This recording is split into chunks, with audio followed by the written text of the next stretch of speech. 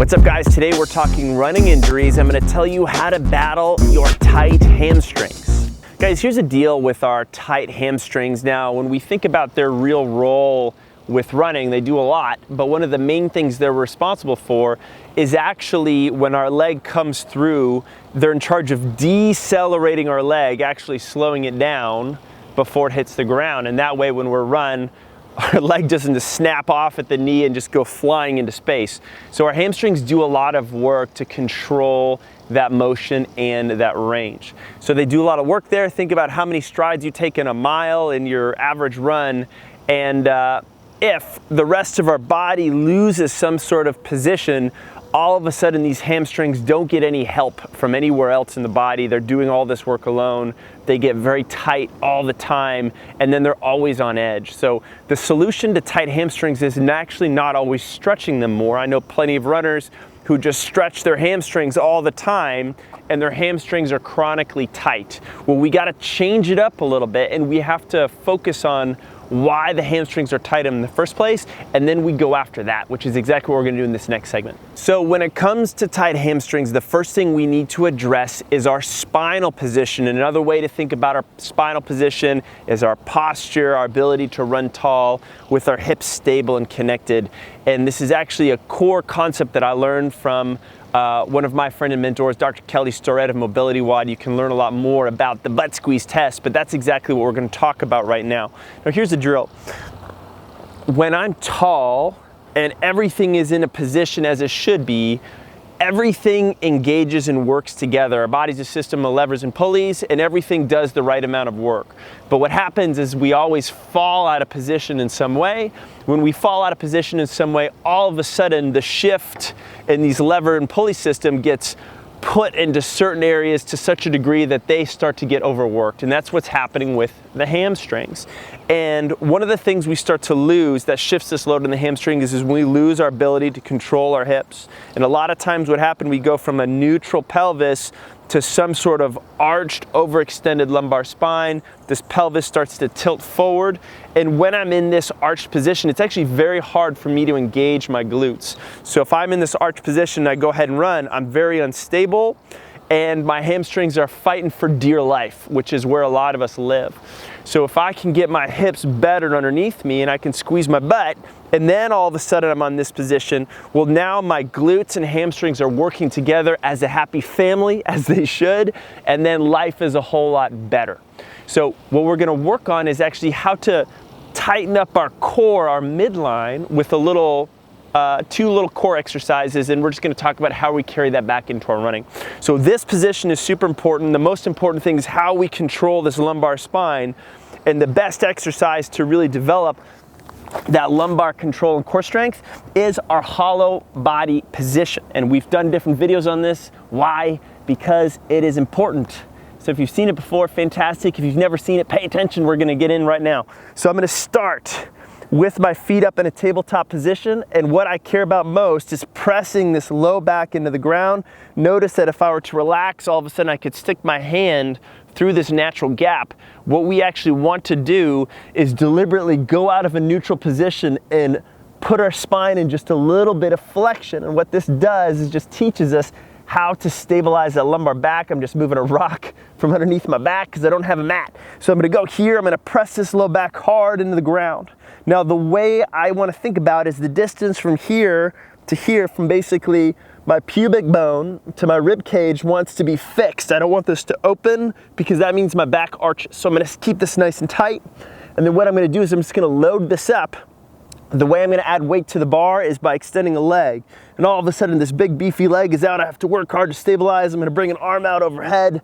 Oh, if I can do that, can I bring both arms out? Can I bring both arms and both legs out? Pressing this low back into the ground. Guess what happens? I get tired, I start to arch, and I lose position, so I can bring things in and tighten things up. What I wanna try to do is hold that for about 30 to 60 seconds. Can you hold this position infinitely? No, it's not gonna happen. So what's important is to understand where our limits are and when we need to stop to make adjustments. That's the biggest learning lesson with this little hollow body position. We can't do it infinitely. We can't run with perfect form infinitely, but we need to recognize when we break down and how to make an adjustment for it.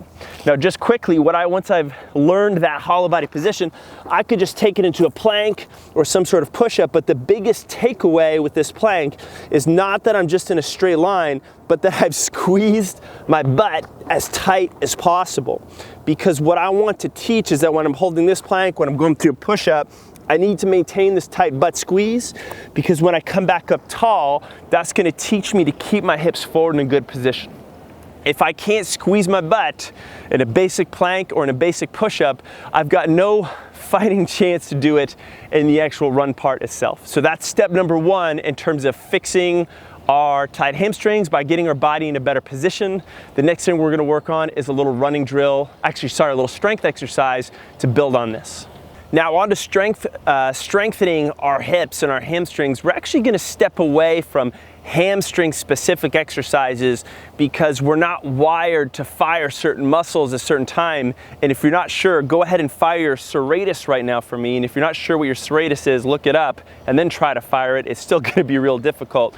But we are wired to move our hips, to move our shoulders, to move our head and our neck position. So guys, we're wired for movement. We're not wired to fire specific muscles at certain times. So it's helpful to think about things that way. When we think about our hamstrings, we actually want to think about just bigger, broader, multi-joint movements and strengthening those. And if we move in a certain position as our body's supposed to move, our hamstrings, our glutes are all going to fire in the sequence that they're supposed to fire, and we're building those healthy, productive, powerful muscle patterns. So rather than do a hamstring curl or a little hamstring cable exercise, what we could start with is just something like a squat, where I'm actually really learning not to let my knees drop forward where this is all in the quads and the knees, but to get back here. I'm actually gonna really aggressively push my hips back and down as I go through. So notice that by pushing my hips back a lot, I actually start to load this whole posterior chain as I go through this motion, and that all of a sudden starts to load this up.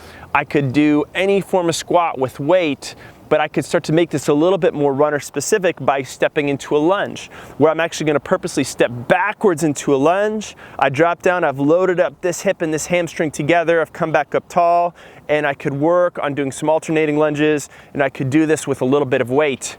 A few key things with this lunge, we've done lunge videos before. As I step back, I want this shin nice and vertical, and what that does by verticalizing this shin, this brings this load back into this hip and hamstring complex. If my knee goes way forward, it shifts a lot of this load into the quad and the knee. That's what we want to avoid. So better lunge, shift that weight back, hip and hamstring. All of a sudden, I'm teaching these guys how to be stronger together. Every time I stand up tall, I'm squeezing my butt. That's reinforcing that good, positive movement pattern we want for better, stronger running. Next segment, we're actually gonna work on a run drill to just reinforce this pattern and get you out on the road. Now, this final piece we're gonna work on is actually gonna be this run technique drill that's gonna focus on our pulling. And what's really nice about this pulling drill is that it forces a few things. To pull my legs up efficiently, I actually have to be tall, because if I'm a little slumped over, this pulling thing gets hard. The more I do this, the more upright I am, the better hip position I'm in. And when I focus on this pull, I actually get a lot of hamstring and glute happening. So this is once again a way to reinforce posture and position, what we talked about in the first segment, getting our hamstrings and glutes firing together, which was our second segment, and then putting it together with this run. So it's not a high knee, and it's not a butt kick out the back. Both of those are perfectly good drills. Just for the purpose of this, we're actually going right up the inseam. And what I want you to do is 20 pulls on the right, all the way up. I want you to go ahead and switch around. I want you to do 20 pulls on the left, just standing, just so you can have this exercise. And notice that I'm pulling up nice and high. It's not low, it's all the way up. As I pull, I'm tall, my ankles are nice and loose and relaxed. Those are little details that are helpful. And then can I jog and pull in the same way? 20. Once I've got to 20, I'm just doing the little expedited version. I'm gonna do 20 on the other side. And then I'm gonna work on doing 20 high pulls in the row. Do 3 rounds of that. That's gonna be a great way to just really reinforce this position. I can sprinkle that in the beginning of my run, in the middle of my run, and the end, just as a way of picking up my cadence, reinforcing better posture, getting my hamstrings and glutes firing as they should. If I can do all these three things together on a regular basis, my hamstrings are gonna start to release and relax a little bit because they're not hanging on for dear life anymore. Guys, one more thing. If you like this video on fixing your tight hamstrings, go ahead and let us know. Hit that like button down below. If you have any questions or requests for future videos, hit us up in the comments. We always like to have a little conversation.